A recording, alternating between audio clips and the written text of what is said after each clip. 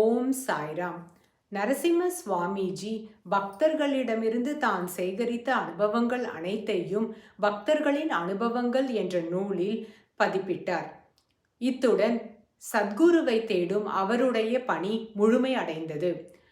அவர் தாஷ்கனு மகாராஜ் மற்றும் justice MP ரேகுடன் சேர்ந்து மகாராஷ்டிரா முழுவதும் சுற்றுப்பயணம் செய்து பொதுக்கூட்டங்களில் ஸ்ரீ சாய்பாபாவை பற்றி ஆங்கிலத்திலும் மராட்டியிலும் உரையாற்றினார். அதே சமயத்தில் சென்னையில் தி சண்டே டைம்ஸ் என்ற பத்திரிகையில் ஸ்ரீ சாய்பாபாவை பற்றி தொடர் கட்டுரைகளையும் எழுதி வந்தார். 1938ஆம் ஆண்டு இறுதி வரை இப்பணிகளை அவர் செய்து வந்தார்.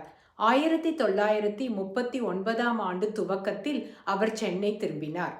ஸ்ரீ சாயிபாபாவால் ஆசிர்வதிக்கப்பட்ட இயக்கம். ஸ்ரீ சாயிபாபாவை குறித்து தகவல்களை சேகரிப்பது என்பது அவ்வளவு எளிதான காரியம் அல்ல. ஸ்ரீ சாய்பாபாவை குறித்த செய்திகள் ஏற்கனவே தயாராக இல்லாத நிலையில் ஒரு சார்பற்ற நம்பகத்தன்மை வாய்ந்த செய்திகளை சேகரிப்பது என்பது மிகவும் கடினமாகும்.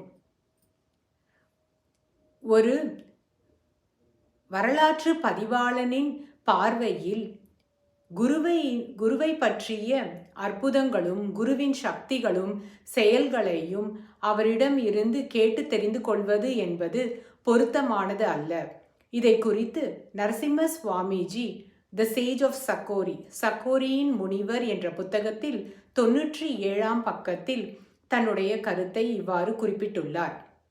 பக்குவமின்மை, குருவின் உயர்வு நவிர்ச்சியை மிகைப்படுத்துதல், குருவின் அற்புதங்களை ஆராய்வதில் முனைப்பு காட்டாமல் இருப்பது, அறிவியல் சார்பாக குருவின் செயல்பாட்டை ஆராயாமல் இருப்பது, இவை எல்லாம் ஒரு பக்தன் கூறும் அற்புதங்களை நம்பகத்தன்மை வாய்ந்தவையாக இல்லாமல் செய்ய கூடியவை ஆகும் என்று நரசிம்ம சுவாமிஜி குறிப்பிட்டுள்ளார். ஓம் சாய்ராம்.